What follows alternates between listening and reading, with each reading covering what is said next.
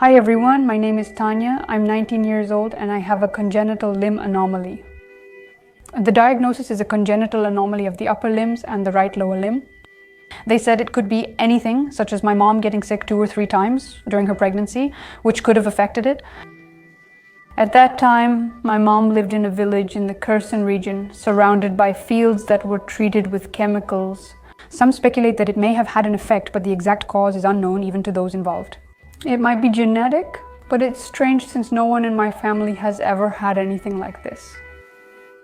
When I was born, well, I basically looked the same, except I also had problems with my leg.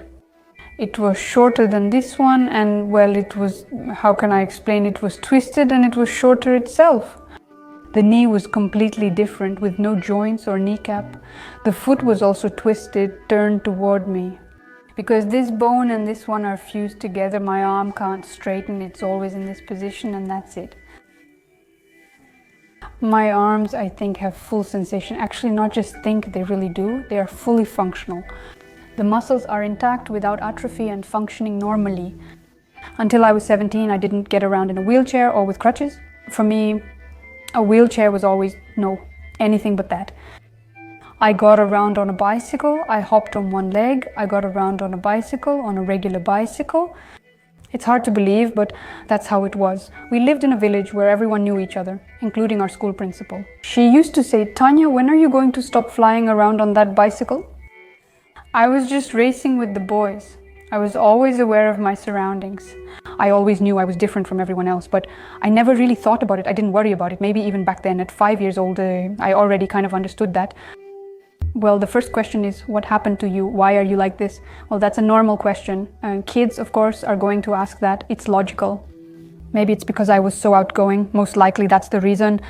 It wasn't like they asked me something that made me cry to my mom or really hurt my feelings. I was used to it and it was fine for me back then. There was never a time when kids told me they wouldn't play with me. I underwent an amputation to receive a prosthesis. Doctors provided various options. They suggested transplanting toes from my left foot to my hands. I looked at them and said, "Am I a guinea pig?" I immediately refused. They could have pulled it out and stretched it with different pins so that I could somehow try to walk. I asked, what are the chances that I will actually be able to walk normally and fully? They said, well, you know, kind of like, we don't know, but in general it's possible. I thought, why should I spend so much time now, go through so many surgeries and deal with all these pins? And I thought, no, I said, amputation, let's do it, Dad. The question, well, as always was there, the question was, when is the best time to have this surgery? We decided that we would do it when I was old enough to understand, when I wanted it myself. Dad said he wouldn't force me into anything to avoid tantrums. Surgeries are hard, regardless of the type. I had it done at 17. It was an experience regardless, but I saw that my mom and relatives were even more worried. I was like, no, I'm acting calm, everything is fine. I kept reassuring myself all the time. I recall the surgery day, 7 Antemeridium. Already at the hospital, the chief doctor enters saying, "It's 9 o'clock, we're going now." I'm thinking, is it really happening now? Let's wait a bit. I was joking while they gave me anesthesia in the operating room. They brought me in feet first. I asked why feet first, as it seemed too early for that. I wake up and, you know, there's phantom pain, and I kind of wake up and realize the surgery is over. I say, wait, did you not amputate my leg? They amputated it. I see it's gone, but I can still feel it. That was the strangest thing. Despite knowing about phantom pain, I didn't know how it actually felt. It was so bizarre. I say it like this. I can feel it just like this. Considering that, you know, I don't have hands or legs naturally, I weigh less. I weighed about 43 before the surgery. Afterwards, I weighed 37 or 38. My leg was very skinny, but I started eating more 2 weeks post-surgery. I got used to the prosthesis after the amputation in just about 2 months, maybe. Well, I walked slowly but confidently.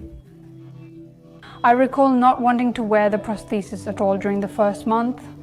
I was uncomfortable. I wasn't getting used to it because it was hot, it was summer. I was also walking slowly and that irritated me. Why do you take off your prosthesis at home? I don't need it. I'm used to hopping on one leg my whole life. It's normal for me, so I don't need it at home. It's the same as people walking on 2 legs at home. Maybe you could get all those cyber arms, metal prosthetics, things like that, but again, that's a crazy amount of money. And the question is, do I even need them? If I can do everything as it is, why would I make my life more complicated? I was homeschooled from 1st grade through 11th grade. I started school when I was 8 years old. I already knew how to write, I could draw, I was already used to holding a pen. In 1st grade, and actually up until 4th or 5th grade, I had the best handwriting in the class, the very best. They would show everyone, walk around the school with my notebooks saying, look, she writes with 2 fingers better than you do with yours. But of course, my mom was strict with me. I would get smacked on the head all the time. Well, I could have gone to school, but again, the bicycle, if we're talking about how I got around, winter just doesn't work out. A bicycle and winter don't really go together. So right away, it was decided that I would be homeschooled, and that was it. But that doesn't mean I never went to school or never talked to my classmates. I mean, I went to every event, open lessons, holidays, and sometimes I just came to school. Honestly, if we're talking specifically about my body, I never had any complexes. And I did have complexes about other things. My teeth, I didn't like my cheeks, I didn't like my ears. I wanted to change those things about myself, and my nose.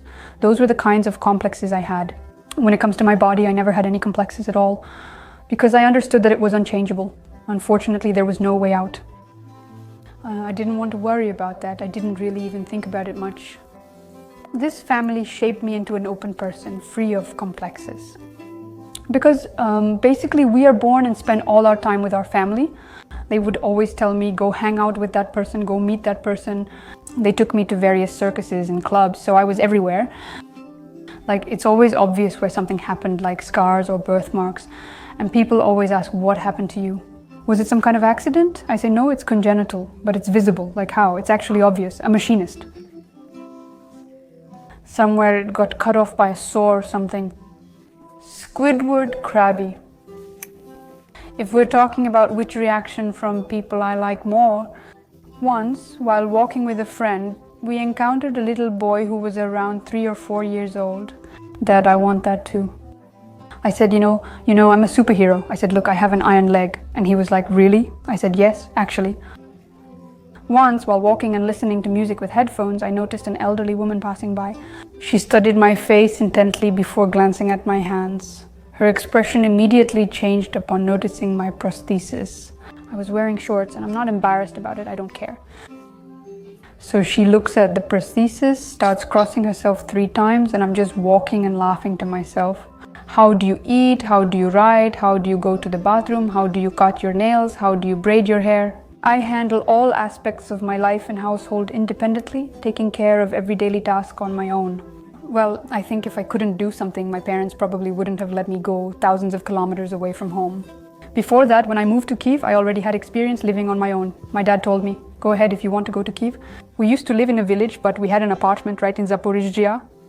He offered me the option to transfer to another school. I lived there alone for about half a year, possibly longer. I already had experience, so they let me go here freely and calmly and told me, go ahead, study. Peeling potatoes is the worst. It takes me so long, but I finally learned the whole system. I'm quite quick at eating them now, but I still do so rarely because the process is so tedious and awful for me. Okay, if I think about what I can't do, I guess I wouldn't be able to sew. And also, I can't make snowballs. I've always wondered if I could be friends with someone like that. I think I could. But there aren't any people with disabilities in my circle at all. What about relationships? Yeah, it's dead silent, like in a tank. Well, honestly, it's really hard, to be honest. Yes, it's hard.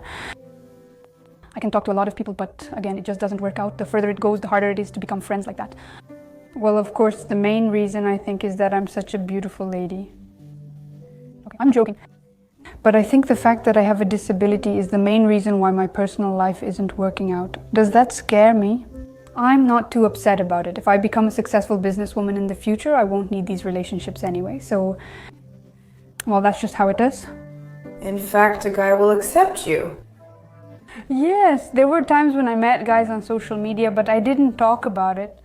Well, I guess I probably didn't say anything because I wasn't planning to continue anything further with that person. You need to warn about things like that because I understand that even I would probably be very surprised and it would be a shock for me. Warn people about such things so they have an idea of what's happening. People advise me to use Instagram and TikTok to go viral quickly, but I said no, everything happens in its own time. TikTok is a social network where users post their short, funny videos. I started doing live streams, started posting all sorts of videos again, like top 5 jokes about my hands and things like that, and everything started to gain momentum. Well, it's kind of a way to hook the viewer. People have always found this interesting. They'll continue to watch and laugh at it, and they'll write both silly comments and good ones. There will be flattery, kindness, and offers like, let me send you some money and things like that. Despite my expectations, people wrote really nice comments saying I was doing great instead of hating on me. By the way, when I'm feeling sad, I open TikTok and read the comments. Then I realize there's no reason to be sad.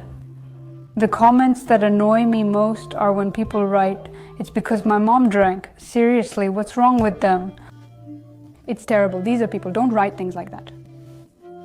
Being young and living with 2 fingers and a prosthesis is possible, real, and not as hard as it might seem from the outside.